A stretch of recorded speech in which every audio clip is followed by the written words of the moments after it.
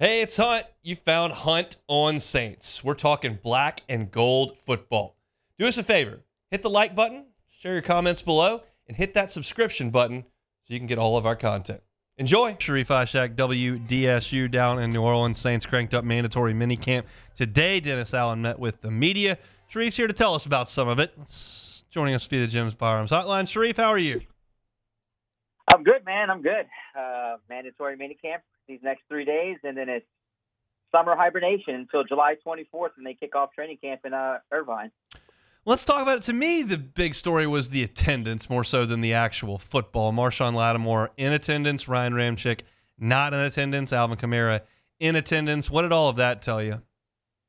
It told me, well, we'll start with the obvious two guys who weren't there for OTAs, which obviously are voluntary. You don't have to be there, but they've always shown up for mandatory workouts. They have never missed their mandatory workouts unless it was an excused absence, and I don't remember them missing any mandatory workouts. But, Dennis Allen said it's a positive to have both guys in the building and on the field as they, try to make a push here, especially on the offensive side with Alvin Kamara getting into the mix in Klint Kubiak system. He looked explosive today. It was just, you could just tell Marshon was loose, smiling, happy, in front of the cameras at least. And look, maybe things get better with time here with Dennis and Marshon Lattimore as they push forward to training camp and when the season starts. As they would say, Hunt, winning cures everything. But we're so far away from that, man. We're far away from. But it's good to have them both here and don't have to talk about them getting fined and then why are they not here. Can we completely put to bed any indication that Marshon Lattimore might not be on the Saints roster in the fall? No, he's going to be there. Okay. I mean, at this point, he's going to be there. If anything, maybe after the season, and I still think that's a big cap hit after the season. But it all depends on how the season goes, man. Look, if this thing goes sideways and they go 6-11 or 7-10, and it just implodes, people are going to get fired. Yeah, I mean, of course they can do it. I mean, because they're going to have a lot of unhappy people in the locker room, and they're probably going to want to move away from those guys. But as of now, I'd say he's on the roster for the whole season. As would I. Ryan Ramczyk is a little bit of a different story. And look, I think the indication that we got from a lot of analysts was that they're just going to proceed as if Ryan Ramczyk's not going to be on the team. And if he does show up, that's gravy. Is that the way that you are seeing it at this point? Yeah, I mean, for Dennis Allen to say that the update is the same as it was last time, no progression and no regression, pretty much what he said. So it's still the same. And to me, I'm moving forward as if he's not playing right tackle this year for the Saints, and a possibility of maybe him retiring before the season starts. That's just my assumption. I'm just guessing at this point that if he isn't going to play, maybe he is retiring, and that knee can't fully heal. So yeah, I just don't see him playing. I think that if it hasn't gotten better, and I just and with 6 weeks away from training camp, I just don't see it. I just don't see him coming back on the field.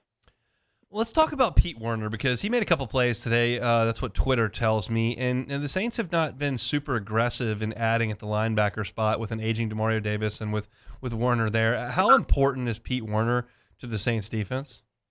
Well, Dennis Allen talked about this last week, mentioned that it wasn't the year for everyone. No one really had that year. I mean, outside of probably Carl Granderson on that defense, it really made that big splash. And year 4 for Pete, and he says that Pete has to find a way to take that next step. And last year, maybe kind of fell back a little bit, and they would expect it, with that linebacker room a little thin, and just 3 real guys in that defense. They expect that Pete takes that massive, not just big, but massive leap this year in year 4 when he has Willie Gay and Demario Davis on his side. So it is a thin room. It really is a thin room, and they've got to hope and pray that they don't have any injuries. But that is one of the key guys because he's the younger guy in terms of all the guys on that defense and that linebacker crew. So, he's got to figure it out. Half a sack, 93 tackles. I think you got to up those numbers up quite a bit. He had that 1 pick, but I think that Pete Werner has to really start showing that he's capability of taking over that defense one day.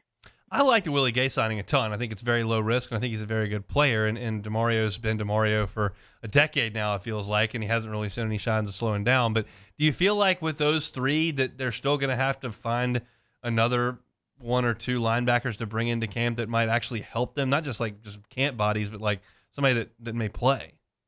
Yeah, sure. Of course. And you got Nephi Sewell back there, but that's also, a guy you got undrafted, DeMarco Jackson. I mean, if that's what they're leaning on, maybe that's they're thinking those guys would be their possibility of guys who can play out there. But I wouldn't mind them bringing in another linebacker. If they're going to have those two other guys plus your 3 starters, I'm bringing another guy, bringing in another vet. Like you talked about, bringing in David Bakhtiari for Ryan Ramczyk, kicking the tires on that. Why not? I mean, if you can get somebody at a good price that's a veteran, you do it. I mean, you're not going to be able to play 3 linebackers all year and escape without an injury. Injuries happen. So I'd like for them to bring in at least a younger veteran. At this point, do you feel like Chase Young's been to be ready for training camp? The update's coming up. He says in another week he's got to go do a checkup with the doctor that did the surgery. I'd say maybe this is going to be tough. I'd like to hear the update first, but I'm just going to guess it's going to take a couple weeks into training camp, probably like the first week of August. That would be a great timeline for him because he had their surgery in March. That would give him, 5 months? So, you would hope that he could be there for the start of camp, maybe missing the first week, but I will put the realistic expectations week 2.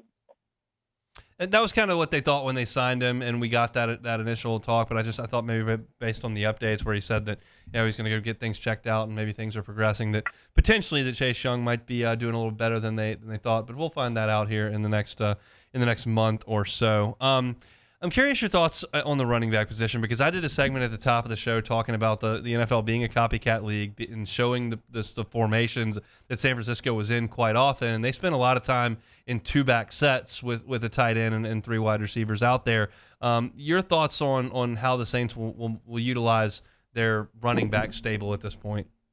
Look, I tell you what, I really like Kendra Miller. I do think they can use that 1-2 punch with Alvin and Kendra, and then of course you got the power back in Jamal, who had an off year last year after leading the NFL in touchdowns a couple of years ago. I think they're set there. I do like what Klint has to work with those 3 running backs. I mean, I think Kendra is like a Alvin Kamara Jr.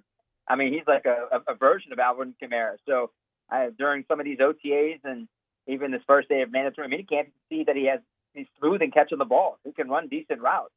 So I think Klint's going to have a chance to go out there and show everyone that he can use both Alvin and Kendra in the passing game, or even line them up in the backfield together, or line up Alvin in the slot and have Kendra in the backfield and pose some problems for defenses. Then that's something optimistic, and it's something fans and the team should like, and defenses should really hate if those guys are on the field together. He's Sharief Ishaq, WDSU, down in New Orleans, talking Saints. They're in minicamp today, tomorrow, and coming up on Thursday, and then they'll break for the summer, and it'll be time to get ready for training camp here in late July. Hey, it's on. Thanks for watching Hunt on Saints. Before you leave, help us out a little bit. Hit that like button, leave your comments in the section below, and hit that subscribe button so you get all our content right here from Hunt on Saints. We'll see you next time.